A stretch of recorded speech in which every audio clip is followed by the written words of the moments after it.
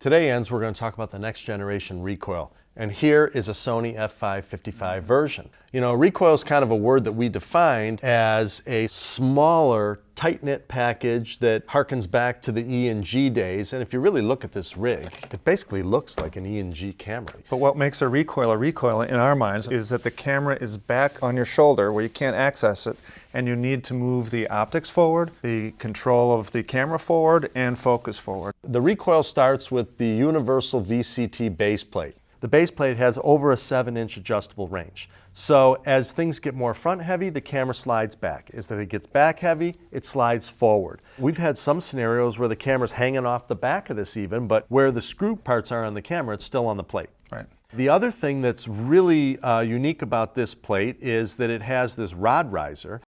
But here is the critical part of our universal base plate, and it's this section right here. We've sort of learned that pretty much the balance point with cameras these days is where the lens meets the camera body, and that needs to be right in the center of the shoulder pad.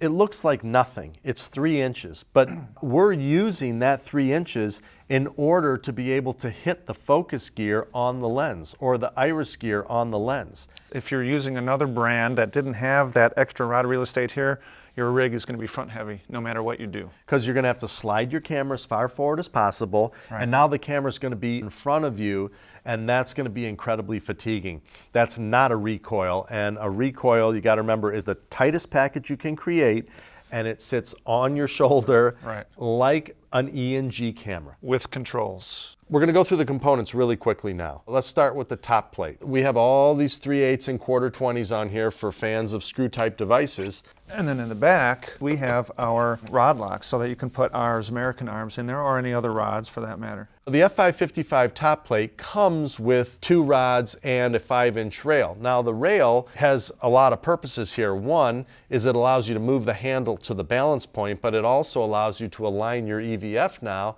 using our mini axis. So it can mount either of the Sony EVFs using this little rosette part that we make for their EVF. Here you see our Gratical HD, which already has a rosette on it.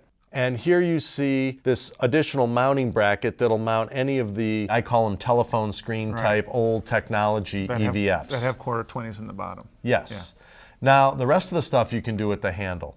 It has a 3/8 here and a 1/4-20 if you use screw-type devices, which we don't like, because anything you put in a screw port can come loose.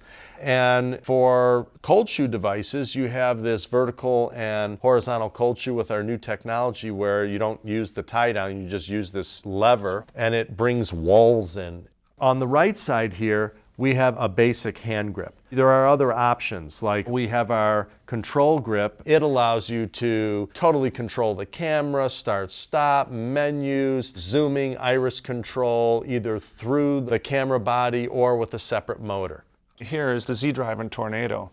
It really is a combination of follow focus and hand grip all in one, which makes it so you never have to take your hand off like you would with a traditional follow focus. Now, it's not always necessary to have this. Some people would prefer to actually grab the lens, especially if it's a little longer lens, and just focus traditionally. So this is our F55 recoil kit.